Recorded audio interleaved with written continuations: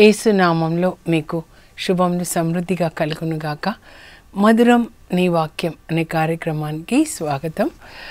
ఈరోజు మనం క్రిస్మస్ సందేశములు అనే అంశంలో 9వ అంశంగా 2024 మహిమా సంవత్సరం 2024 ఈజ్ అ గ్లోరియస్ ఇయర్ అనే అంశాన్ని ధ్యానించుకుందాము.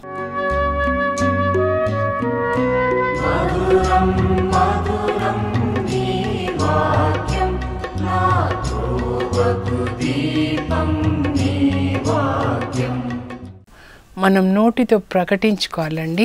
మానవుడు హృదయంలో విశ్వసించి నోటితో ఒప్పుకొని రక్షణ పొందుతాడు అని రోమా 10:10లో ఉంటుంది. నోటితో మీరు మంచి వాక్యాలు, దేవుని వాక్యాలు ప్రకటించుకోనండి. చెప్తున్నాను చూడండి. నేడు ఇంటికి రక్షణ వచ్చినది, నేడు మా ఇంటికి రక్షణ వచ్చినది. ప్రభువే మా బిడ్డలందరికీ ఉపదేశం చేస్తాడు. ప్రియమిత్రుడా, నీకు సర్వదా శుభమగునుగాక. నీ ఆత్మ వర్ధిల్లుచున్న ప్రకారం నీవు అన్ని విషయాల్లో వర్ధిల్లి ఆరోగ్యముగా సుఖముగా ఉందుగాక. యేసు ప్రభు పొందిన దెబ్బల ద్వారా నాకు స్వస్థత. నేను ఒకరికి అప్పిస్తాను కానీ అప్పు తీసుకోను. దేవుడు నన్ను తలగా ఉంచుతారు, తోకగా ఉంచరు. నేను యేసు ప్రభుకి సాక్ష్యంగా ఆయన నాటిన నీతి వృక్షంగా నేనున్నాను. నన్ను దేవుడు అనేకులకు ఆశీర్వాదకరంగా మార్చారు. దేవుడు పరిశుద్ధ ఆత్మని నాకిచ్చి నా హృదయంలో ఆయన నివసిస్తూ నీతి మార్గంలో నన్ను నడిపిస్తూ ఉన్నాడు. అసలైన ఆశీర్వాదం ఏంటంటే పరిశుద్ధ ఆత్మని పొంది మన హృదయంలో పరిశుద్ధ ఆత్మ నివసిస్తూ దేవుని వాక్యాన్ని చదివించి దాని ప్రకారం మనం జీవించేలాగా చేయడం అన్నమాట. అప్పుడు మనం యేసు ప్రభుకి సాక్షులుగా ఉంటాం. మనం ప్రకాశించాలి. యెషయా గ్రంథం 60వ అధ్యాయం ఈరోజు ధ్యానించుకుందామండి. అక్కడ ప్రభు మనల్ని పిలుస్తున్నారు. సియోను లెమ్ము ప్రకాశించు. సియోను అంటే మీ పేరే అండి, పెట్టుకోవాలి. జసింతా లే ప్రకాశించు. ప్రభు యొక్క వెలుగు నీ మీద ప్రకాశిస్తుంది. దేవుని మహిమ తేజస్సు నీ మీద ప్రకాశిస్తుంది. లే, నువ్వు ప్రకాశించు. లోకమంతా కూడా ధరణిని చీకట్లు కమ్ముకొని ఉన్నాయి. అవినీతి, దౌర్జన్యము, హింస, ఈ చీకటి కమ్ముకొని ఉంది. కానీ నీ పైన ప్రభు యొక్క కాంతి ప్రకాశిస్తుంది. ఈరోజు దేవుడు మీతో మాట్లాడుతున్నారండి. ఈ సంవత్సరము దేవుని యొక్క కాంతి మీ మీద ప్రకాశిస్తుంది. దేవుని యొక్క ప్రేమ, దేవుడు అంటే ప్రేమ, నీతి, దేవుని యొక్క కరుణ మీపై ప్రకాశిస్తుంది. కనుక మీరు అందరికీ ఆశీర్వాదకరంగా ఉండాలి. ప్రజలందరూ మీ దగ్గరకు వస్తారు. ఎందుకంటే దేవుని యొక్క మహిమ మీ మీద ప్రకాశిస్తూ ఉంది. ఎక్కడెక్కడి నుంచో సాగర సంపదలు మీ దగ్గరకు వస్తాయి. దేవుడు ఒక వ్యక్తిని పిలిచినప్పుడు ముందు ఆ వ్యక్తిని మహిమతో నింపుతాడండి. దేవుని యొక్క మహిమ అంటే దేవుని వాక్యమే, పరిశుద్ధ ఆత్మ. ఆయన వచ్చినప్పుడు యేసుక్రీస్తుని మన హృదయంలో ప్రతిష్ఠింపజేస్తాడు. పరిశుద్ధాత్మ వచ్చినప్పుడు యేసుప్రభుని తీసుకొస్తారు. యేసుప్రభు వచ్చినప్పుడు తండ్రి కూడా వస్తారనమాట. అందుకే యోహాను సువార్త 14 మీరు చదివితే 15వ వచనం నుండి కడరా భోజన సమయంలో యేసుప్రభు చెప్తారండి. చాలా ముఖ్యమైనదన్నమాట. మీరు నన్ను ప్రేమించినచో నా ఆజ్ఞలు పాటిస్తారు. నేను తండ్రిని ప్రార్థిస్తాను, అప్పుడు తండ్రి మీతో ఎల్లప్పుడూ ఉండడానికి మరొక ఆదరణకర్తని, అంటే నాలాంటి ఇంకొక ఆదరణకర్తని మీకు ఇస్తారు. ఆయన సత్య స్వరూపి అయిన ఆత్మ. లోకం ఆయనను ఎరగదు కనుక ఆయనను పొందజాలదు. మీరు ఆయనను ఎరుగుతారు కనుక మీరు ఆయనను పొందుతారు. సత్య స్వరూపి అయిన పరిశుద్ధ ఆత్మ మనలోకి రావాలండి. అప్పుడు మనం సత్యమే మాట్లాడతాం, సత్యమే జీవిస్తాం. Truth will set you free అని యేసు ప్రభు చెప్తారు. సత్యము మిమ్మల్ని విడిపిస్తుంది, మీకు విడుదలనిస్తుంది అని. ఆ సత్యం ఏంటంటే దేవుని యొక్క వాక్యం. నేనే సత్యం అన్నారు. దేవుని యొక్క వాక్యం మనల్ని విడిపిస్తుంది అన్నమాట. ఆ సత్య స్వరూపైన ఆత్మ మనలోనికి వచ్చినప్పుడు ఒక్కొక్క వాక్యాన్ని మనకి చూపిస్తాడండి. 97లో పరిశుద్ధ ఆత్మ నాలోనికి వచ్చినప్పుడు నా ఆత్మ కన్నులు తెరిచారు. బైబిల్ చదువుతుంటే ఇవన్నీ బైబిల్లో ఉన్నాయా, నేను ఇన్ని సంవత్సరాలు ఏం చేశాను అని అనిపించింది అనమాట. సైతాన్ చేసేది ఏంటంటే మన కన్నులు, అంటే ఆత్మ కన్నులు, శరీర కన్నులు కాదు, ఈ హృదయాన్ని ఆత్మ అంటారు, ఆత్మ కన్నులు మూసేసి బైబిల్ చదవకుండా మనల్ని లోక చీకటిలో ఉంచేస్తాడనమాట. కానీ పరిశుద్ధ ఆత్మ వచ్చినప్పుడు మన ఆత్మని ఆవరించి గర్భం ధరించి కని ఆత్మ కన్నులు తెరిచి మనం బైబిల్ చదివేలాగా చదివించి అలా నీతి మార్గంలో నడిపిస్తాడనమాట. ఒక్కొక్కటి చూడండి ఎట్లా సత్యము మిమ్మల్ని స్వతంత్రులను చేస్తుంది. The truth will set you free అంటారనమాట. అంటే ఒక్కొక్క సత్యం మీరు తీసుకోవాలి. ఏంటి ఏ సత్యాలంటే యేసు రక్తం మనల్ని ప్రతి పాపం నుంచి కడిగేస్తుంది. ఆ సత్యం మీరు తెలుసుకున్నప్పుడు మీరు యేసు రక్తంలో మీ పాపాలన్నీ కడుక్కుంటారు ఆయన సన్నిధిలో ఒప్పుకొని. అప్పటి వరకు మీరు పాపం ఒప్పుకోరు అనుకోండి, మీలో పాపం ఉంటే సైతాన్ ఏమంటాడంటే నువ్వు పాపి, నువ్వు పాపి, నువ్వు పాపి అంటాడు. నీ బ్రతుకెందుకు, నువ్వు చచ్చిపో అంటాడనమాట. కానీ ఈ వాక్యం పరిశుద్ధ ఆత్మదేవుడు మనకు చెప్తారు, నువ్వు పాపి కాదు, యేసు రక్తంలో నీ పాపాలన్నీ కడగబడ్డాయి, యేసు సిలువకి నీ పాపాన్ని కొట్టేశారు, ఆయన పాప పరిహార బలిగా నీ కొరకు మరణించారు, యేసు ప్రభు పుట్టింది నీ పాపాన్ని తన మీద వేసుకొని సిలువకి కొట్టడానికే, నువ్వు పాపి కాదు అని. ఇంకా రోమా 5:9 యేసు రక్తం నిన్ను నీతిమంతులుగా చేసింది, నువ్వు నీ పాపాలు క్షమించబడ్డాయి. ఎఫెసీ 1:7 నీ పాపములు క్షమించబడ్డాయి, నీకు విడుదల పాపం నుంచి. పాపం చేసిన ప్రతివాడు సైతానికి దాసుడవుతాడు. దొంగతనం చేసినప్పుడు ఎలా పోలీసులు అరెస్ట్ చేసి చెరసాల్లో పెడతారో అలా అన్నమాట. కానీ యేసు రక్తంలో కడగబడినప్పుడు మనకి పాప క్షమాపణ. అంతేకాదండి, మనకి యేసు ప్రభు తన నీతి వస్త్రాన్ని ఇస్తాడనమాట. ఆ నీతి వస్త్రంతో మనల్ని కప్పుతాడు. అప్పుడు మనము యేసు ప్రభు యొక్క బిడ్డలుగా ఉంటామన్నమాట. తప్పిపోయిన కుమారుడు వచ్చినప్పుడు తండ్రి మురికి బట్టలు తీసేసి విలువైన వస్త్రాలని కట్టబెట్టి ఉంగరాన్ని ఇస్తాడు, అంటే అధికారాన్ని ఇస్తున్నాడు. అలాగే మీరు ఆది కాండంలో చదివితే 41వ అధ్యాయంలో యోసేపు అప్పటి వరకు జైల్లో ఉన్నాడు కదండి. సైతాన్ కూడా మనల్ని చెరసాల్లో బంధిస్తాడు పాపం చేసినప్పుడు. కానీ అక్కడి నుంచి యేసు ప్రభు మనల్ని విడిపించి మనకి అధికారాన్ని ఇస్తున్నాడు. యోసేపుని గవర్నర్గా చేస్తాడు 41:41 ఫరో రాజు చేసి విలువైన వస్త్రాల్ని కట్టబెట్టి ఉంగరాన్ని ఇచ్చి యోసేపుని ఐగుప్తుకి గవర్నర్గా ప్రకటిస్తాడు. అంటే ఒక్క నిమిషంలో ఎంత అధికారం వచ్చింది చూడండి. ఆ అధికారం ఏంటో మనం తెలుసుకోవాలి. యేసు ప్రభు శిలువ మరణం ద్వారా మనకి పాపక్షమాపణ అది తెలుసుకొని యేసు రక్తంలో కడుక్కోవాలి. అప్పుడు మనకు ఆయన నీతి వస్త్రాన్ని ఇచ్చారు. అంతేకాక మనకి అధికారాన్ని ఇస్తున్నారన్నమాట. మీరు దర్శన గ్రంథంలో చదివితే ఆయన మనల్ని తన రక్తంలో కడగడమే కాదు, మనల్ని యాజకులుగా అభిషేకించాడు, అధికారాన్ని ఇస్తున్నారన్నమాట. అధికారాన్ని ఇచ్చి మనల్ని పంపిస్తూ ఉన్నారు. ఎలా పంపిస్తున్నారంటే మార్కు సువార్తలో 16:15 మీరు ప్రపంచమంతటా వెళ్ళి సువార్తను బోధించండి, విశ్వసించు వారు అద్భుత శక్తులు కలిగి ఉంటారు, నా నామంలో దయ్యాల్ని వెళ్ళగొడతారు, అన్య భాషలు మాట్లాడతారు, పాములనెత్తి పట్టుకుంటారు, ప్రాణాపాయం ఏది తిన్నా త్రాగినా మీకు హాని కలగదు, మీరు రోగుల మీద హస్తం ఉంచినప్పుడు వాళ్ళకి స్వస్థత కలుగుతుంది. ఇదంతా కూడా నా విషయంలో నెరవేరిందండి దేవుడు తన పరిశుద్ధ ఆత్మని ఇచ్చిన తర్వాత. ఇవన్నీ మనం తెలుసుకోవాలి. బైబిల్ చదువుకొని వీటి ప్రకారం మనం జీవిస్తే సైతాన్ మనల్ని ఎప్పుడు నిందించడు నువ్వు పాపి అని. నేను పాపి కాదు, యేసు రక్తము నన్ను నీతిమంతులుగా చేసి యేసు ప్రభు నాకు రక్షణ వస్త్రాన్ని ఇచ్చాడు, అంటే ఆయన పిల్లలు అన్నమాట. అంతేకాదు పరలోకానికి వెళ్ళి యేసు ప్రభు తన రక్తం తండ్రికి ఇచ్చి మన కొరకు ప్రార్థించి పరిశుద్ధాత్మని ఇవ్వమని చెప్పి ఆ పరిశుద్ధాత్మని తీసుకొని ఆయన మనకి పరిశుద్ధాత్మని ఇచ్చారన్నమాట. మన హృదయంలోనికి పరిశుద్ధ ఆత్మ వెళ్ళినప్పుడు మనం దేవుని దత్తపుత్రులు అవుతున్నాం అన్నమాట.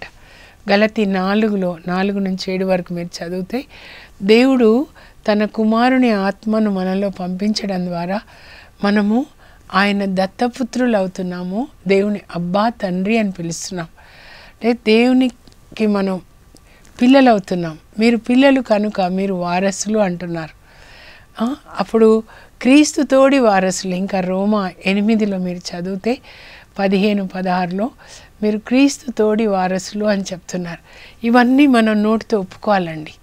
మనము పరిశుద్ధాత్మని పొందినప్పుడు ఆ పరిశుద్ధాత్మ దేవుడు సహాయంతో మనం పరలోక తండ్రిని అబ్బా, నాన్న, డాడీ, అప్ప అని పిలుస్తున్నాం. ఆయన పిల్లలుగా మనకి ఎంత అధికారం ఉంటుందండి ఈ లోకంలో. మనం దాసులు కాదు, ఇంకా పాపానికి దాసులు కాదు, సైతానికి దాసులు, పరలోక తండ్రి పిల్లలు.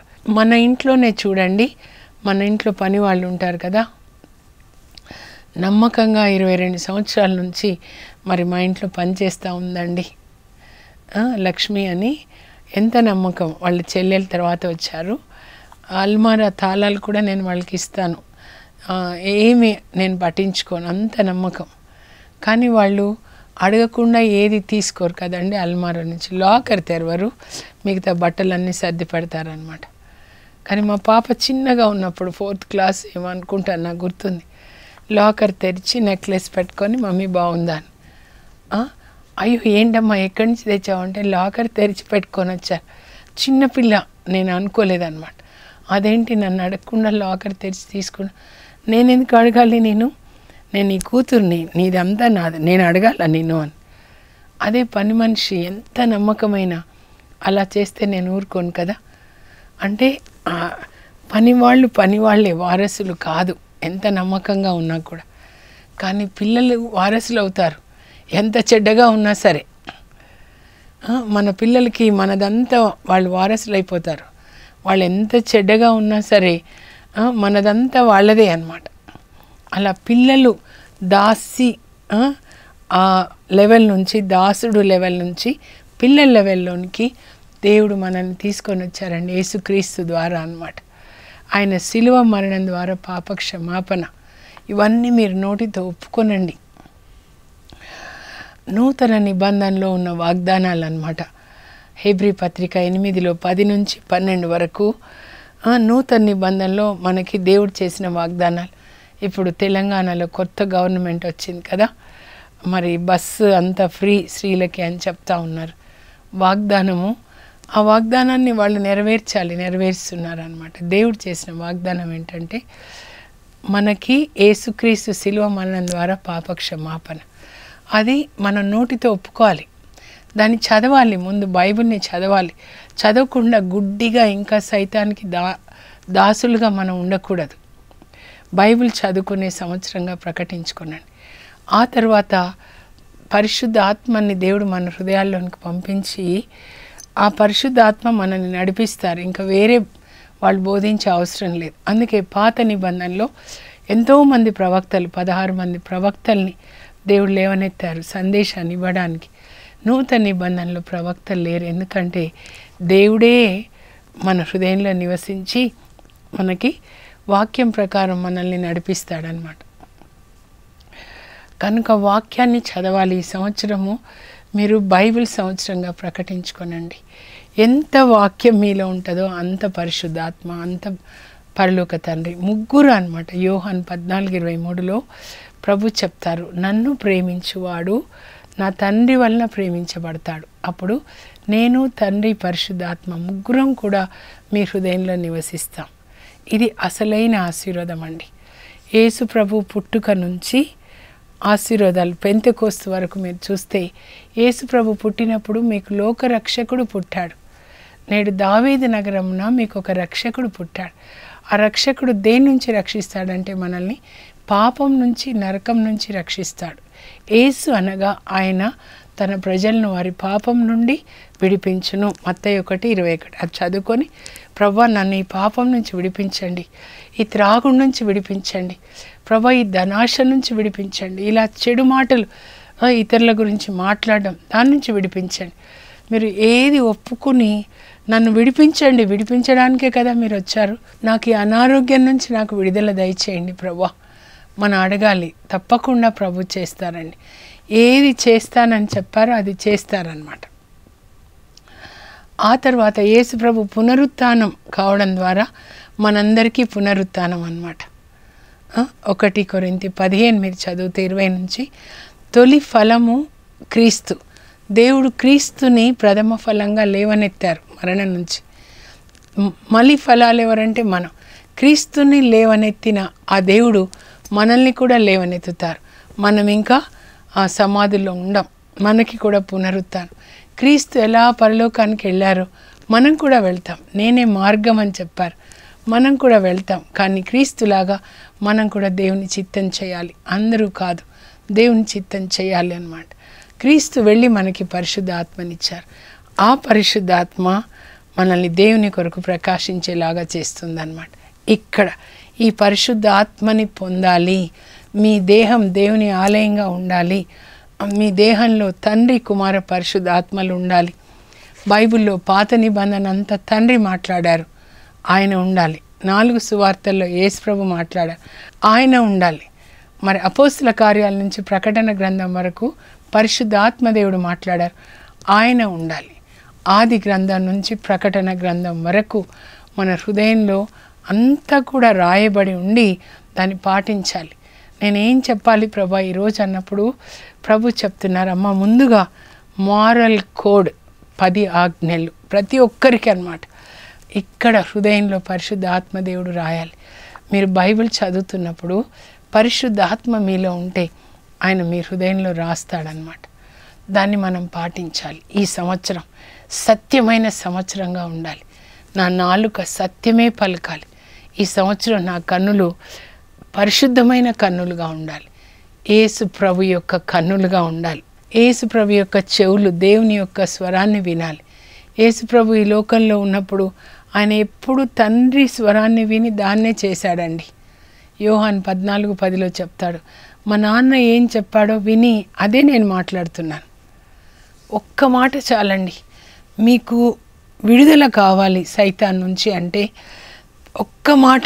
లోపల మీ నాన్న తండ్రి దేవుడు ఏం మాట్లాడుతున్నారు, పరిశుద్ధాత్మ ఏం మాట్లాడుతున్నారు, యేసుప్రభు ఏం మాట్లాడుతున్నారు విని దాన్నే మీరు మాట్లాడారనుకోండి, ఈ లోకంలో దేవుని రాజ్యం వస్తుందండి. నా తండ్రి ఏం చేయమని నాకు చెప్పారో చూపించారో నేను దాన్నే చేస్తున్నానంటారనమాట. ఏది చేసినా ఏది మాట్లాడినా నా తండ్రి చెప్పినట్లుగానే చేశాను. అదే దేవుని చిత్తం చేయడం అన్నమాట. మన సొంత చిత్తం చేయకూడదండి, దేవుని చిత్తం మనం చేయాలి. ఈరోజు ఒక వ్యక్తి గురించి చెప్తాను. 2వ రాజుల గ్రంథంలో 2వ అధ్యాయం నుంచి 4వ అధ్యాయం ఇంకా 6 వరకు కూడా మనం చూడొచ్చండి. ఎలీషా అన్నమాట. ఎలీషాని దేవుడు తన మహిమతో నింపుతారండి.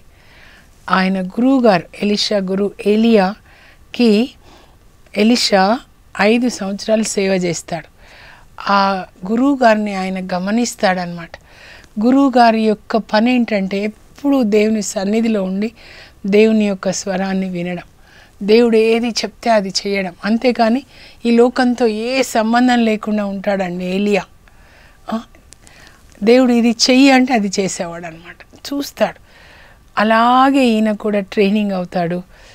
నీ యొక్క ఏ అభిషేకం, ఏ శక్తి, దేవుని శక్తితో నీవు దేవుని చిత్తం చేసావు, నాకు కూడా అదే కావాలి. అప్పుడు ఆయన పరలోకానికి వెళ్తున్నప్పుడు నువ్వు చూస్తే నేను పరలోకం వెళ్ళడము, ఆ శక్తిలో 2 అంతలు కావాలంటాడనమాట. 2వ రాజులు 2:9 నువ్వు దాన్ని పొందుతావు. ఏలియా కొరకు దేవుడు అగ్ని రథాలని పంపించి, అగ్ని గుర్రాలు లాగుతున్నాయి, అగ్ని దేవదూతలు అది పంపిస్తాడు. ఏలియా అందులోనికి ఆయన ఎత్తబడతాడనమాట. అంటే పరిశుద్ధ ఆత్మ గాలి ద్వారా అది చూస్తాడనమాట ఎలీషా. ఏలియా అలా వెళ్తున్నప్పుడు ఆయన యొక్క అంగి కింద పడుతుంది, అది తీసుకుంటాడు.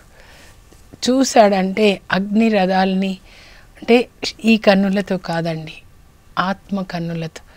దేవునికి సంబంధించిన దేవదూతలు, అగ్ని రథాలు, లేకపోతే పరలోకము, పరలోక తండ్రి దర్శన గ్రంథం చూడండి.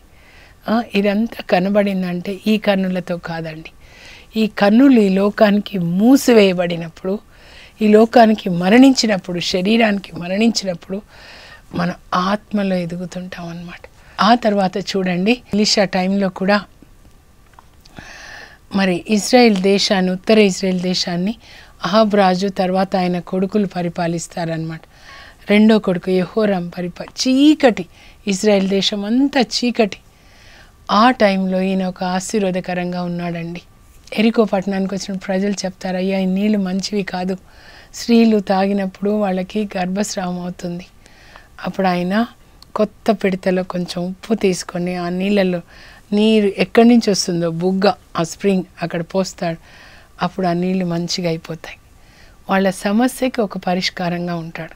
ఒక విధవరాలు వస్తుంది, అయ్యా నా భర్త కూడా మీ యొక్క ప్రవక్తల సమాజంలో ఒకడు, అంటే సెమినరీలో ఒకడు, ఆయన మరణించిన తర్వాత అప్పుల వాళ్ళు వచ్చి మీ ఆయన అప్పు తీసుకున్నాడు, మీ కొడుకులు ఇద్దరిని మేము బానిసలుగా తీసుకెళ్తామంటున్నారు, నాకు ఏదైనా దారి చూపించండి. అమ్మ నీ దగ్గర ఏముందంటే పిడతలో కొంచెం నూనె ఉంది, ఇంకేం లేదు. అక్కడ మీ ఇంటి చుట్టూ వాళ్ళ ఇండ్లలో ఉంచి ఖాళీ కుండలు తెచ్చుకొని ఆ కొద్దిగా నూనె ఖాళీ కుండల్లో పోసాయి. అలాగే చేస్తుందండి. అప్పుడు వచ్చి చెప్తుంది, అయ్యా నూనె ఇలా పెరుగుతూ ఉంది, అది అమ్ముకొని అప్పు తీర్చి ఇంకా డబ్బు మిగులుతుంది, నువ్వు నీ కొడుకులు సుఖంగా ఉండండి. చూడండి, దేవుడు ఎలీషాని ఒక ఆశీర్వాదకరంగా ఉంచారు. క్రైస్తవులు అనేవాళ్ళు క్రీస్తులాగా మీరు ఎక్కడ ఉన్నారో అక్కడ ఆ ఊరికి మీరు పనిచేసే చోట మీరు ఒక బ్లెస్సింగ్గా దేవుడు మిమ్మల్ని ఉంచారు. అందరికీ ఒక ఆశీర్వాదకరంగా, వాళ్ళ సమస్యలకి పరిష్కారంగా అన్నమాట. తర్వాత ఆయన క్రింద ఒక 100 మంది సెమినేరియన్స్ ప్రవక్తల్ని ట్రైనింగ్ ఇస్తున్నాడు. ఒక ఆయన కొత్తగా పంట వచ్చింది, ఎవరి పంట అని 20 రొట్టెలు తీసుకొస్తాడు. ఎలీషా తన సేవకుడు గెహాజీకి ఇచ్చి, ఈరోజు సాయంకాలం డిన్నర్ ఇదే పెట్టేసేయి మన స్టూడెంట్స్ కంటే 100 మంది ఉన్నారు, 20 రొట్టెలు ఎట్లా సరిపోతాయి. ఎలీషా అంటాడు, 2 రాజులు 4వ అధ్యాయంలో 43 వచనం, ప్రభు నాతో ఏం చెప్తున్నారంటే అందరూ తిన్న తర్వాత ఇంకా కొన్ని మిగులుతాయని. అప్పుడు ఈ గెహాజీ అందరికీ పెడతాడు. డిన్నర్కి కూర్చున్నప్పుడు అవి పెరుగుతూ ఉంటాయి 100 మంది కనీసం 2 పెట్టిన, అందరూ తిన్న తర్వాత కొన్ని మిగులుతాయి అన్నమాట. అంటే ఎంత ఆశీర్వాదకరంగా ఎలీషా ఉన్నాడు. ఆ తర్వాత శూనేం వనిత వాళ్ళ ఇంటికి వెళ్తాడు. ఆమె ఆతిథ్యం ఇస్తుంది, ఆమెకు పిల్లలు ఉండరు. అమ్మ వచ్చేడాది నాటికి నీ కొడుకు పుడతాడు. ఎలీషా చెప్పినట్టుగానే పుడతాడు. ఆ కొడుకు మరణించినప్పుడు ప్రార్థించి ఆ బిడ్డను లేపుతాడనమాట. ఒకసారి ఆ స్టూడెంట్సే పెద్ద కాగులో గెహాజీ పులుసు వండుతూ ఉంటాడనమాట.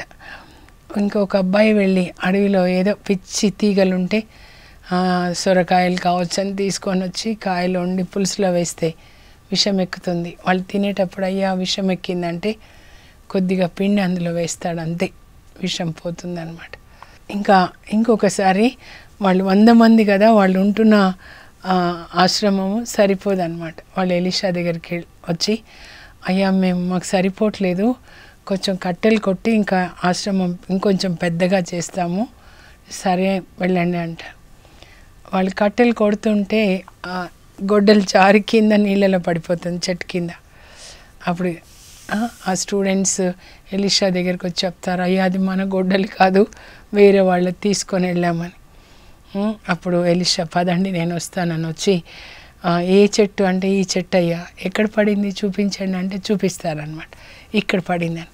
అప్పుడు చెట్టు కొమ్మ విరిచి ఆ గొడ్డలి పడిన చోట ఆ కొమ్మను వేయగానే నీళ్ళ అడుగు నుంచి గొడ్డలి నీటి పైకొచ్చి తేలుతుందండి.